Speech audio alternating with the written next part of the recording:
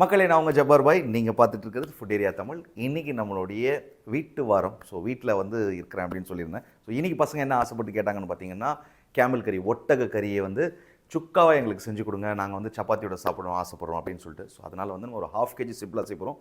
பாருங்கள், பசங்களாம் உட்காந்து ஜாலியாக மொபைல் விளையாடிட்டு டிவியை பார்த்துக்கிட்டு இதில் போட்டிருக்கோம் பாருங்கள். கேமல் மீட் 1 kg வாங்கியிருக்கோம்.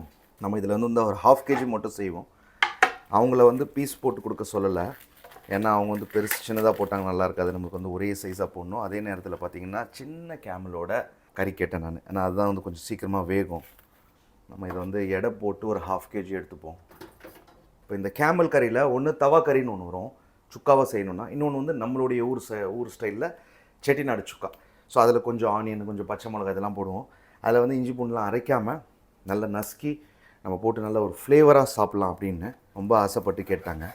இப்போ பார்த்திங்கன்னா பீஸ் வந்து இந்த மாதிரி சின்னதாக, சுக்கானாலே சின்னதாக தான் வரணும். ஒன்று கறி வேறு முத்தலாக இருக்கும், நம்மளும் பெருசாக போட்டோன்னா ரொம்பவே லேட் ஆகும். இப்போ பார்த்திங்கன்னா நம்மளுடைய 1/2 kg கறி சின்ன சின்ன பீஸாக அது பாருங்கள், இந்த மாதிரி சைஸு கட் பண்ணியாச்சு. கட் பண்ணிவிட்டு ஒரு 2 தண்ணியில் நம்ம வாஷ் பண்ணிப்போம். நல்லா க்ளீன் பண்ணி எடுத்தாச்சு. இப்போ வந்து மசாலா மேரினேஷன், அது ரொம்ப முக்கியம். இந்த 1/2 கிலோ ஒட்டக கறியை நான் ஒரு பவுலில் போடுறேன். கரம் மசாலா பவுட்ரு ஒரு 1/4 டேபிள் ஸ்பூனுக்கு சேர்க்குறேன். ஜீரகம் தூள் ஒரு 1/4 டேபிள் ஸ்பூன். பெப்பர் தூள் ஒரு 1/4 டேபிள் ஸ்பூன். மஞ்சள் தூள் நான் 1/4 டேபிள் ஸ்பூன் போட்டேன். ஸோ இப்போ வந்து மல்லித்தூள் 1/2 டேபிள் ஸ்பூனுக்கு சேர்க்குறேன். மிளகாய்த்தூள் 1/2 டேபிள் ஸ்பூனுக்கு சேர்க்குறேன்.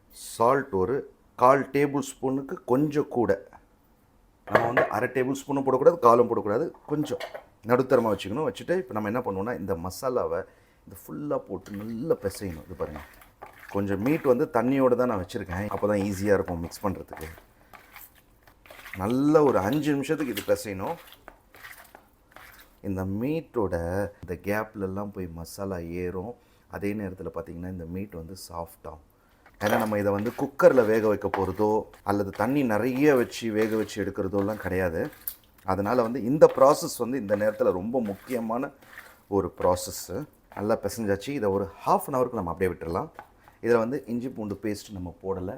இஞ்சி பூண்டு பேஸ்ட்டு போடாமல் இஞ்சையும் பூண்டையும் நம்ம தவாவில் போடும்போது நல்லா நசுக்கி அதில் சேர்த்து விடப்போம்.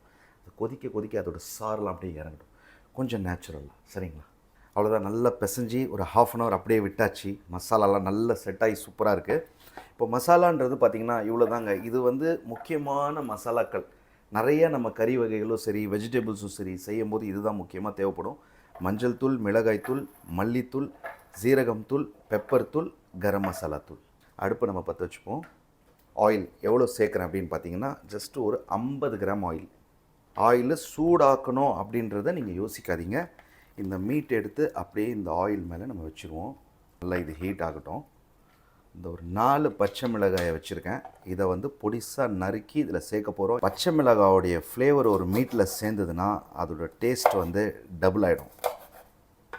பாருங்கள், இந்த மாதிரி சின்னதாக நான் இதில் போட்டுறேன். அதுக்கப்புறம் பார்த்திங்கன்னா மல்லி, இது பாருங்கள் இவ்வளோ தான். லேசாக, ரொம்பலாம் சேர்க்கக்கூடாது. நல்லா வாஷ் பண்ணிப்போம், ஏன்னா மண் இருக்கும் மல்லியில். பாருங்கள், பொடிசாக நறுக்கணும். பாருங்கள், மல்லியையும் சேர்த்துருவோம். ஃப்ளேமை வந்து லோ பண்ணிடலாம். 5 பல்லுக்கு நல்ல பெரிய பூண்டாக இருக்குது என்கிட்ட. நீங்கள் வந்து சின்ன பூண்டாக இருந்ததுன்னா ஒரு 10 பல்லு பூண்டு கூட போட்டுக்கோங்க. அதே நேரத்தில் பார்த்தீங்கன்னா ஒரு 1 இன்ச்சுக்கு 1 இஞ்சி துண்டை எடுக்க போகிறேன். இது பாருங்கள், இது என்ன பண்ணுவோன்னா லேசாக சீவிப்போம். இந்த இஞ்சி துண்டையும் பொடிசாக கட் பண்ணி இதில் சேர்த்துருவோம்.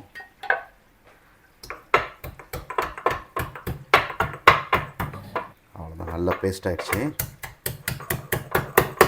இப்போ இதை நம்ம எடுத்து என்ன பண்ணுவோன்னா அப்படியே இதில் போடுவோம்.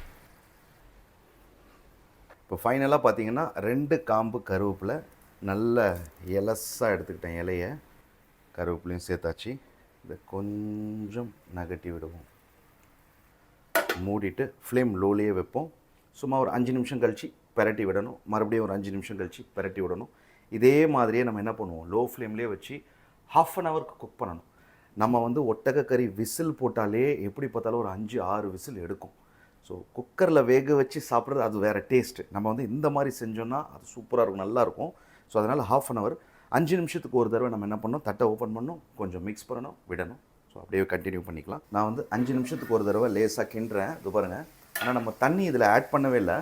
தண்ணி இந்த மீட்லேருந்தே வந்தது, ஆயிலும் நம்ம சேர்த்தோம். ஸோ லோ ஃப்ளேமாக வச்சதுனால அதுலேருந்தே கசிஞ்சு தண்ணி வந்து அதிலேயே வெந்துக்கிட்டு இருக்கு பாருங்கள்.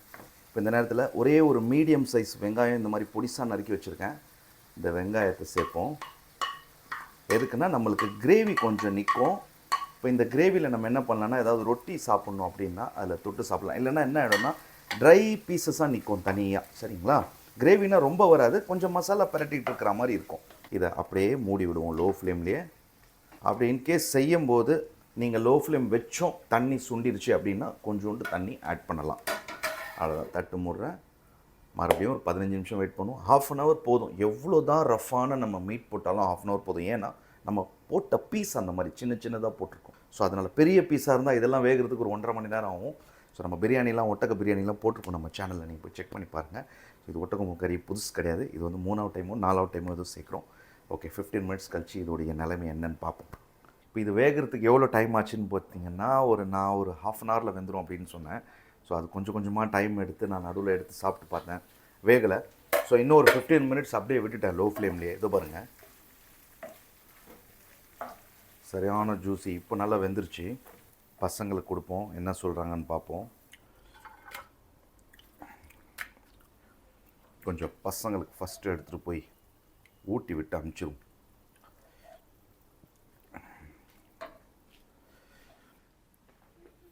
கடிங்க அதில் இருக்குது, மீட் இருக்குது. அப்புறம் போடுங்க ஷூவை. நல்ல ஒரு ஜூஸியாக அது பாருங்கள். நம்மளும் ஒரு வாய் சாப்பிடுவோம்.